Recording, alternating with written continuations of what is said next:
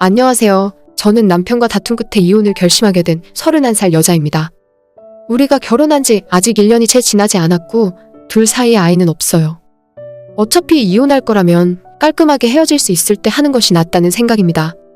원래 신혼 때는 맞춰가는 중이라 많이들 싸운다는데 저희는 안 맞는 정도가 아니라 세상 둘도 없는 원수지간이 되어버려서 얼굴 보고 이야기하는 것도 싫어요. 다른 신혼부부들도 저와 비슷한 생각을 갖고 있는지 그게 궁금해서 글을 쓰게 되었네요. 저는 얼마 전까지 직장 생활을 계속하고 있었습니다. 어렸을 때 부모님 따라 6년간 해외에서 생활을 했고 당시에 자연스레 얻게 된 영어 실력을 바탕으로 나름 탄탄한 중견기업을 다니고 있었어요. 제가 영어 특기자로 뽑히는 바람에 또래 친구들에 비해 대우가 좋았고 회사에서 입지도 나름 탄탄했습니다. 윗분들도 저를 좋아해 주셨고 항상 회사 내 큰 프로젝트가 새로 있으면 저를 먼저 찾으실 정도로 인정받고 있었죠. 이대로만 계속 있으면 진급도 수월하고 앞으로도 계속 문제없이 회사 다닐 수 있었어요. 저를 인정하지 않은 사람은 단 한 사람뿐이었는데 바로 제 남편이었습니다. 남편은 결혼 전부터 제가 일하는 것을 못마땅하게 생각했는데 아예 결혼식 올리고 난 뒤론 노골적으로 집에서 살림이나 하라고 하더군요. 저는 남편에게 우리가 아이를 가져서 어쩔 수 없이 육아휴직을 써야 할 때가 되기 전에는 커리어를 더 쌓고 싶고 회사를 계속 다니고 싶다고 이야기했습니다. 둘 다 벌이가 나쁘지 않으니 집안일을 3일에 한 번 정도 가사 도우미 아주머니를 불러서 청소도 부탁하고 빨래도 부탁하면 될 것 같다고 난 계속 회사 다니고 싶다고 했죠. 그렇게 처음엔 남편과 돈을 반반씩 내고 도우미 아주머니를 불렀어요. 일주일에 2번 오셔서 집안일을 해주셨고 그 비용을 남편과 반씩 부담했습니다. 청소와 빨래를 주로 부탁드렸고 저나 남편은 워낙 늦게 퇴근하기 때문에 저녁 8시, 9시쯤 보통 집에 들어오면 음식을 포장해서 먹거나 배달 음식으로 저녁을 때웠어요. 저는 먹는 것을 따지는 성격이 아니라 괜찮았는데 어느 날 남편이 배달 음식 먹다 말고 제게 이런 말을 하더라고요. 나도 결혼했는데 퇴근하고 집에 돌아오면 아내가 해준 따뜻한 밥 먹고 싶다. 하지만 나도 일을 하는 사람인데 어떻게 그게 가능하겠냐고? 이 시간에 퇴근해서 저녁밥 차리는 건 도저히 무리라고 이야기했습니다. 그러자 남편은 자기도 이제 참을 만큼 참았다고 저보고 집에서 살림하라 하더라고요. 한 달에 300만 원씩 줄 테니까 회사 그만두고 집에 붙어 있으라고 했습니다. 아주머니 부르던 거 그만하고 300만 원에서 제가 청소하고 저녁밥 정도만 차려놓으면 남은 돈에 대해서는 제게 묻지 않겠다네요.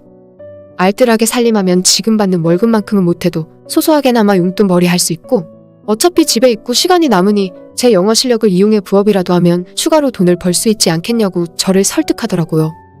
제 남편은 식당 하나와 카페 하나를 운영하고 있었는데 자영업자라 보니 한 달 소득이 일정하진 않았지만 그래도 매달 1,000만 원 이상은 벌어왔어요. 회사를 다니면 제가 받는 월급이 세금 떼고 300만 원 조금 넘었는데 저도 남편에 비할 바는 아니지만 다른 친구들보다는 많이 받는 편이었거든요. 그래서 막상 회사 그만두고 살림을 하라고 하니 아까워서 못 그만두겠더라고요. 남편은 제가 일 그만두고 안정적으로 내조를 해준다면 더 좋을 것 같고 아이 준비도 빠르게 할 수 있으니 더 좋은 방향이 아니냐고 하는 겁니다. 그 말을 듣고 난 후 정말 고민을 많이 하게 되었어요. 저는 당시에 제가 하는 일을 정말 좋아했고 결혼하고 난 이후에도 이 회사를 그만둔다는 것은 상상해 본 적도 없습니다. 하지만 한편으로는 내가 사랑하는 남자가 바깥일에 최선을 다할 수 있게 내조를 해주고 우리 아이가 태어나면 남에게 맡기지 않고 내 손으로 아이를 볼 수 있다는 점이 나쁘진 않더라고요. 남편이 정말 열심히 사는 사람이라는 건 연애할 때부터 알고 있었어요. 가게 2개 운영하면서 바쁠 때는 밤에 자는 시간 쪼개가면서 하루 종일 일했고 그나마 요즘 조금 수익이 나는 거지 작년에는 버는 거 없이 까먹기만 해서 남편이 직원 적게 쓰고 아침부터 저녁까지 일하면서 고생했던 것도 잘 알고 있죠. 저는 결국 남편을 이기지 못하고 회사를 그만두고 살림을 하기로 결심했습니다. 제가 사표를 내는 날에 회사 동료들이 정말 아쉬워하면서 나중에 아이 낳고 나서 언제든지 돌아오라고 할 정도였죠. 후임자를 뽑고 업무 인수인계까지 다 해준 뒤에 회사를 그만두고 나왔습니다. 남편은 바로 그날부터 제 통장에 300만 원씩 넣어주었어요. 처음에는 이렇게 사는 것도 나쁘지 않겠다 생각했습니다. 저는 평소에 성격이 딱 부러지는 것을 좋아해서 전업주부를 하게 된다면 기왕하는 거 살림을 엄청 잘하고 싶었어요. 요리도 그전까지는 별로 해본 적이 없어서 가장 먼저 집 근처 요리학원부터 등록했습니다. 남편은 자기는 많은 걸 바라지 않고 청소 빨래만 자주 해주고 출근할 때 아침 차려주고 퇴근하고 오면 저녁 차려달라고 그것만 해주면 된다 하더라고요. 저도 전업주부라면 당연히 그 정도는 해야 하는 거라 생각해서 나름 열심히 했습니다. 아침 7시에 일어나서 아침 준비를 하고 9시에 집에서 나가는 남편을 위해 매일 새로 지은 밥과 국을 준비했어요. 남편이 아침 먹는 사이에 출근할 때 입고 나갈 옷도 미리 준비해두고 매일 아파트 주차장까지 출근하는 남편을 배웅해 주었습니다. 남편은 초반엔 아주 만족하면서 기분 좋게 출근하게 해줘서 고맙다고 하더라고요. 남편 출근시키고 나서 집안 정리를 하고 매일매일 대청소를 하다시피 했습니다. 청소기 돌리고 걸레질하고 화장실 두 곳을 청소하고 나면 오전이 그냥 지나가 버려요. 그제서야 늦은 아침을 먹고 요리학원 갔다가 마트 들러서 장보고 집에 돌아오면 남편 퇴근하고 집에 오기 전까지 저녁밥 준비를 했습니다. 매일 새로 밥을 하고 남편이 좋아하는 볶음 요리도 한 개, 찌개도 하나 끓였죠. 제가 준비한 저녁을 퇴근한 남편과 같이 먹고 둘이 잠깐 대화를 나누고 나면 하루가 그렇게 다 지나가더라고요. 저는 제가 생각해도 참 잘한다 싶을 정도로 전업주부로서 최선을 다했습니다. 남편도 제가 생각보다 잘하니까 잔소리도 없고 고맙다고 하더라고요.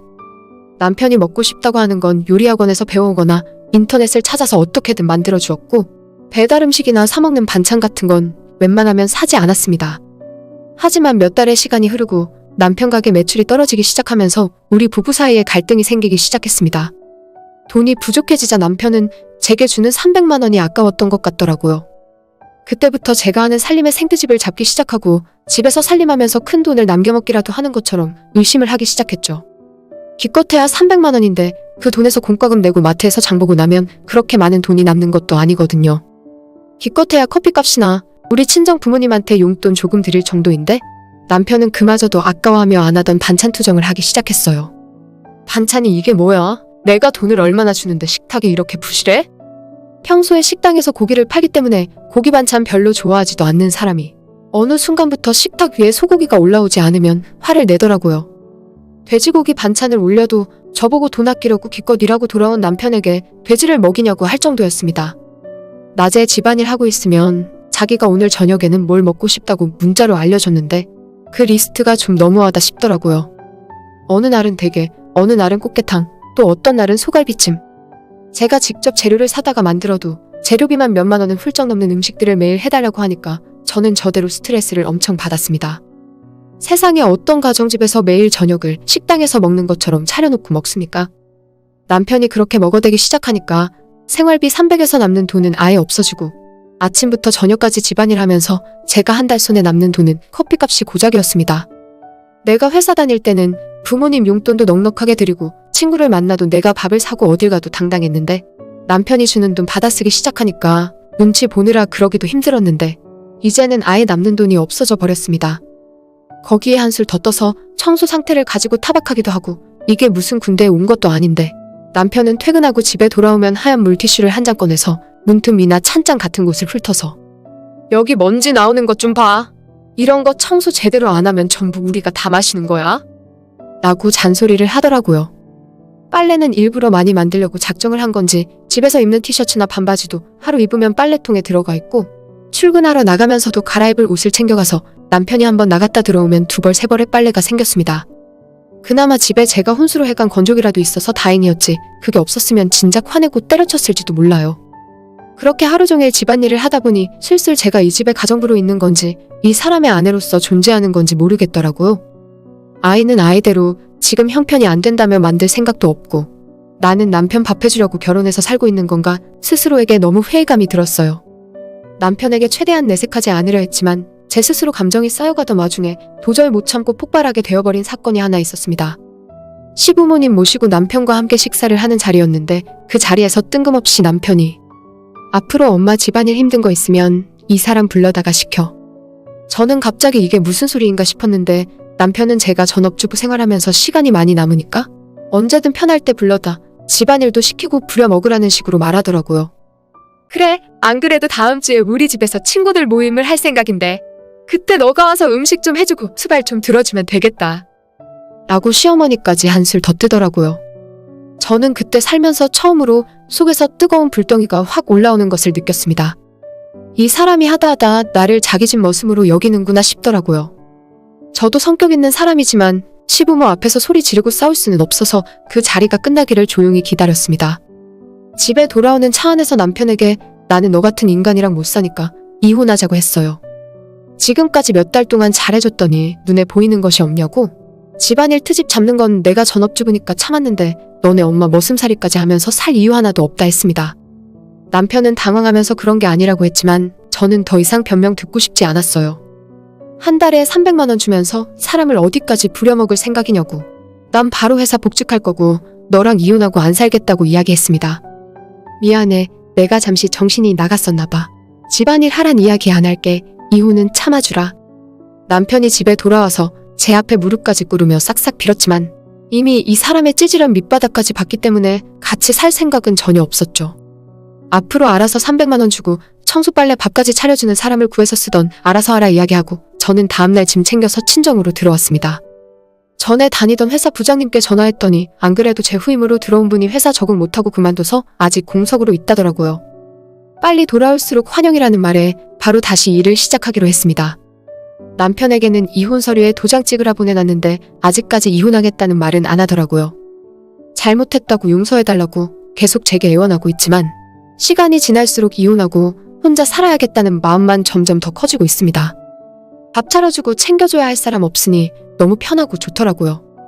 이번 일로 저는 전업주부가 절대 만만한 일이 아니라는 것을 깨달았고 제 스스로 일해서 돈 벌지 않으면 남편부터 나를 우습게 여긴다는 것도 느낄 수 있었어요. 하루빨리 남편과의 관계를 끝내고 다시 예전의 나로 돌아가서 살고 싶습니다. 이젠 정말 모든 것이 지긋지긋하네요.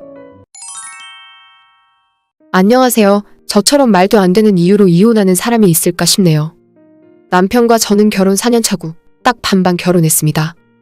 저는 32살이고 남편은 38살이에요.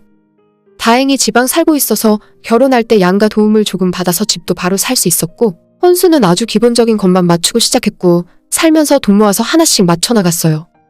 결혼하기 전에 남편이랑 아이 없이 살기로 합의하고 한 결혼이라서 그동안 아이 없이 둘이서 살고 있었습니다. 남편은 시부모님 하시던 일을 물려받아 지역 식당들에게 식자재 납품하는 사업을 하고 있고 저는 저희 지역에서는 나름 큰 회사를 다니고 있어요. 둘 다 벌이도 나쁘지 않았고 결혼하고 신혼생활 1년 지날 때까지는 좋았습니다.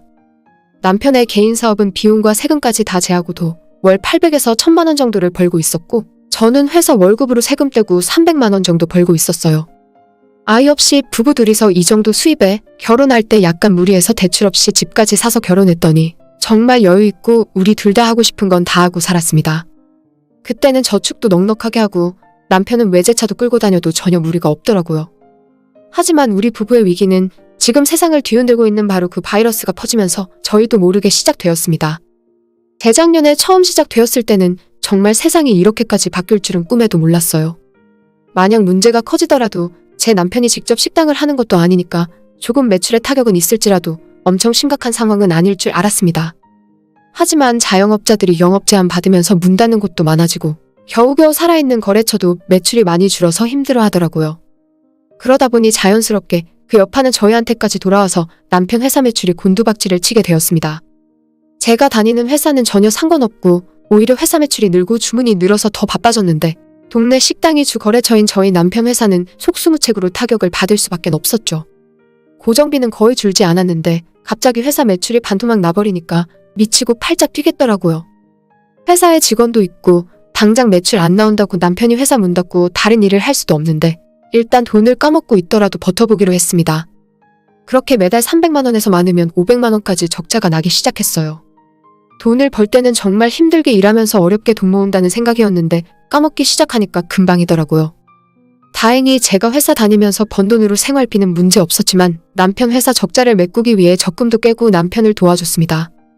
당연히 여유있게 살던 저희 집안 살림도 허리띠를 졸라매야 하는 상황까지 오더라고요. 소비를 많이 줄였고 식비나 쇼핑도 많이 아끼고 살았습니다. 남편 타고 다니는 외제차도 리스로 뽑은 거라 매달 돈이 나가고 있어요. 그 돈도 부담이라서 제가 빨리 팔아버리고 국산 중고차를 타라고 했는데 남편은 자기가 열심히 일해서 금방 다시 일으킬 거라고 조금만 기다려달라면서 끝까지 차는 팔지 않았습니다. 남자의 체면이 어쩌고 하길래 이런 소리 할 정도면 아직 이 사람이 그렇게까지 힘든 상황은 아니구나 생각했죠. 저는 핸드폰 통신비 나가는 것도 아까워서 알뜰폰으로 바꿨는데 외제차 리스비로 100만 원이나 돈 내면서 차량 유지하는 것이 이해는 안 가더라고요. 그럴 돈 있으면 회사 적자나 어떻게 좀 했으면 좋겠는데 제가 아무리 이야기해도 들을 생각이 없으니까 저도 그냥 포기하고 알아서 하겠지란 생각이었습니다. 남편 사업이 문제 없을 때는 저보다 남편 버는 돈이 훨씬 많았으니까 우리 부부가 결혼해서 지금까지 모아놓은 돈도 남편 돈이 더 많았어요. 결혼한 뒤로는 경제권은 제가 갖고 있었고 남편은 자기가 필요한 돈은 카드 들고 다니면서 알아서 쓰는 정도였는데 그 카드값이 매달 200만 원에서 300만 원 정도 나왔습니다. 회사가 잘 나갈 때는 별 문제 없었는데 지금 상황이 어려워지니까 남편에게도 카드값 좀 아끼라고 자꾸 잔소리를 하게 되더라고요. 남편의 회사 운영비와 남편 외제차 유지비 그리고 카드값으로 매달 500만 원 이상씩 부부 공동 통장에서 빠져나가고 있었습니다. 차는 팔라고 해봐야 소용도 없고 카드값이라도 어떻게 줄이라고 이야기했는데 남편은 사업하다 보면 사람도 만나야 하고 돈 쓸 일이 많다면서 자기도 최대한 아껴서 사용한다고 이야기하는 겁니다. 제가 결혼하고 나서 한 번도 남편이 어디에 돈을 쓰는지 검사하진 않았어요. 남편의 카드값도 알아서 통장에서 자동이체 되어 빠져나가고 그 내역까지 세세하게 제가 확인한 적은 없습니다. 그런데 집안 경제 상황이 이 정도까지 나빠졌는데도 그놈의 카드값이 줄어들지 않자 저도 너무 답답해서 남편 주민등록번호를 이용해서 카드 내역서를 확인하게 되었어요. 술값도 많이 나가고 남편이 친구들 만나서 스크린 골프도 치고 이 어려운 와중에 할 건 다 하고 돌아다니더라고요. 내역을 계속 확인하던 중에 남편이 꼬박꼬박 집 근처 카페에서 2만 원, 3만 원씩 커피를 사 마시는 걸 확인했어요. 주말에 쉬는 날을 빼면 하루도 빠짐없이 매일 그렇게 돈을 쓰니까 남편이 그 카페에 쓰는 돈만 한 달에 60만 원에서 많은 달엔 80만 원까지 쓰는 겁니다. 아니 그 돈이면 자기 타고 다니는 외제차 리스비를 낼 수도 있는 돈인데 무슨 놈의 커피를 그렇게까지 마시는 건가 싶었어요. 혹시 카페 주인이 예쁜 여자 사장이라서 남편이 핵심을 품고 그러는 건가 싶었는데 제가 확인해보니 남자 사장이더라고요. 이상하다 싶어 남편에게 직접 커피값이 왜 이렇게 많이 나오냐고 물어봤더니 남편은 왜 카드 내역까지 확인하냐고 화를 내면서 자기가 벌어온 돈인데 내가 내 돈도 못 쓰냐고 입에 거품을 물고 화를 냈습니다. 그까짓 커피값이 해봐야 얼마나 하냐면서요. 커피 한 잔에 4,000원에서 5,000원 정도 하는 것 같은데 남편이 오전에 출근하다가 회사 직원들 커피까지 싹 사서 들고 간다고 하네요. 자기 혼자 사무실에서 마시고 있으면 눈치 보이고 그게 다 직원 복지라고 하는데 세상에 어떤 사장이 직원들 커피를 카페에서 사다 줍니까? 삼성 같은 대기업도 탕비실에서 커피 사다 놓고 타먹으라 하겠지. 카페에서 5,000원짜리 커피를 매일 사다 주는 회사가 어디 있나요? 제가 남편에게 그건 좀 아닌 것 같다고 당신 회사 탕비실도 있는데 왜 카페에서 직원들이 마실 커피까지 다 사다 주냐고 내일부터 그런 짓은 제발 하지 말아달라고 했습니다. 하지만 남편은 끝까지 자기 자존심 때문에 안 된다며 포기 못하더라고요. 갑자기 직원들에게 커피 못 사주겠다. 탕비실에 있는 믹스커피 타먹으라고 하면 본인이 사장으로서 위신이 서겠냐고 하면서요. 하다 저한테 너가 잘난 회사 한 달 내내 다니면서 월급을 벌어봐야 얼마나 번다고 자기한테 돈 이야기 하냐길래 진짜 이 인간은 갱생이 안 되겠구나 싶었습니다. 그런 이야기까지 들으니 이제부터는 서로 할 말 못할 말 다 해가면서 개싸움이 되더라고요. 2주 가까이 남편과 집에서 마주치면 매일 싸웠던 것 같아요. 남편의 폭언과 제 직업과 연봉을 비하하는 발언을 매일 듣다 보니 도저히 너랑은 내가 못 살겠구나 싶어서 먼저 이혼을 하자 이야기했어요. 남편도 저처럼 그릇이 작은 여자랑 살면 사업이 될 것도 안 된다면서 이혼하자입니다. 우리 살던 집이야 팔아서 반씩 나눠 가지면 그만이라지만 아직 남아있는 적금을 어떻게 나눠야 할지에 대해서 많은 의견 대립이 있었어요. 한때는 통장에 현금이 1억 넘게 있었지만 남편 사업이 무너진 이후로는 더 이상 저축을 하지 못하고 계속 가져다 쓰기만 해서 지금 4천만 원 정도 남아있더라고요. 남편은 자기가 돈 잘 벌 때 저금한 돈이니까 전부 본인 돈이라고 주장했고 나는 그게 무슨 소리냐고 지금까지 나는 그 통장에 적금만 부었지 단 한 번도 빼서 쓴 적이 없다고 이야기했습니다. 가게 운영비와 차량 유지비, 본인 카드값 필요할 때마다 통장에서 돈 빼다 썼으면서 저는 남편 회사 어려워지고 나서부터 제 월급으로 우리 집안 생활비 전부 부담하면서 버티고 살아왔습니다. 2년 가까운 시간을 생활비 한 번 가져다 준 적 없었고 집안 살림에 마이너스 나는 부분은 전부 제 돈으로 다 메꾸고 살았거든요. 그러니 남은 4천만 원은 전부 제 돈이라고 생각하고 더 이상 남편에게 뺏기고 살기 싫더라고요. 남편이 저랑 대화가 안 통하자 저는 변호사를 찾아갔고 거기서 상세하게 우리 부부가 어떻게 돈을 벌고 얼마나 돈을 쓰는지 조목조목 정리해서 남편에게 이혼 서류와 함께 내용 증명을 보냈습니다. 그전까지는 절대로 제게 한 푼도 줄 수 없다고 펄펄 뛰던 남편이었는데 변호사의 내용 증명을 받자마자 알겠다며 공평하게 반반씩 나누자고 연락 오더라고요. 반반은 무슨 얼어 죽을 놈의 반반입니까? 나는 통장에 넣고 한 번도 뺏어 쓴 적 없고 통장 내역 조사해보면 전부 너가 꺼내서 쓴 돈인데 혼자 반 넘게 썼으면 남은 건 전부 내가 가지는 것이 이치에 맞지 않겠냐고 했죠. 아예 2년 동안 수입이 하나도 없이 제가 벌어온 월급으로 생활했으니까 그것도 2년치 전부 계산해서 청구하겠다고 울음장을 놨더니 이틀 만에 답장 와서 통장은 저보고 가져가랍니다. 대신 집한 돈은 정확하게 반씩 나누자길래 쓸데없이 그럴 필요 없다고. 사실 나한테 돈이 있으니까 내가 집값의 반을 내줄 테니 당장 내 집에서 나가라고 했죠. 남편에게 받아온 4천만 원 통장에 제가 결혼하기 전부터 모아왔고 남편이랑 결혼한 이후에도 꼬박꼬박 몰래 부어온 적금이 따로 하나 더 있습니다. 사회초년생 시절부터 30만 원씩 모아왔는데 결혼할 때도 그 통장은 깨지 않고 계속 모으고 있었어요. 그 통장도 4천만 원 가까이 있었고 모자란 돈은 친정아빠한테 빌려서 남편에게 집값의 반을 현금으로 주고 집 등기를 완전 제 앞으로 해버렸어요. 다음날 남편 짐도 바로 다 빼버리고 이혼 서류에 도장까지 찍었습니다. 행복하게 잘 살 수 있을 거라 생각했는데 갑자기 2-3달 만에 이렇게 되어버려서 무엇보다도 저희 부모님에게 죄송하네요. 그냥 말이라도 자기가 잘못했다. 내가 사업도 잘 안 되는데 지출이라도 좀 줄여볼게. 정도로만 이야기했으면 끝나고 넘어갈 문제인데 끝까지 자기 잘났다고 몇 년 전 돈 잘 벌던 시절 생각하면서 멀쩡히 회사 다니는 저를 무시하고 적반하장으로 화를 내는 모습에 완전 질려버렸습니다. 없으면 없는 대로 아끼고 살아야 하는데 어디서 저런 허세가 몸에 배어서 자기가 마치 재벌 2세라도 되는 것처럼 겉멋들어 살고 있는지 모르겠어요. 한 달에 100만 원도 못 버는 놈이 직원들 커피값으로 80만 원씩 쓰고 외제차 리스로 타고 다니는 게 말이나 됩니까? 저 인간은 아직 정신 못 차렸어요. 저랑 이혼하면서 받아간 집값마저 얼마 못 가고 다 날려버릴 것 같아요. 앞으로도 직원들 앞에서 계속 그렇게 허세 부리면서 끝까지 외제차 타고 커피 사주면서 살길 바랍니다. 내일 모레 나이가 40인데 철이 하나도 안 들어서 어쩌려나 싶네요. 오늘의 제 이야기는 여기까지입니다. 끝까지 들어주셔서 정말 감사드려요. 다들 행복하시고 좋은 하루 보내시길 바랍니다.